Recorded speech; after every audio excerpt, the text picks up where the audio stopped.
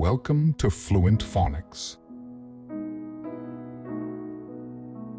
Today, we will learn how to pronounce the word reassemble. Reassemble. Reassemble. Reassemble.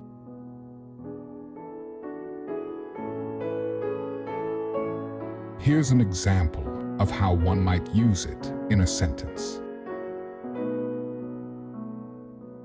After repairing the broken computer, he began to reassemble the components carefully. Reassemble means to put something back together after it has been taken apart or disassembled, typically in an organized and systematic way.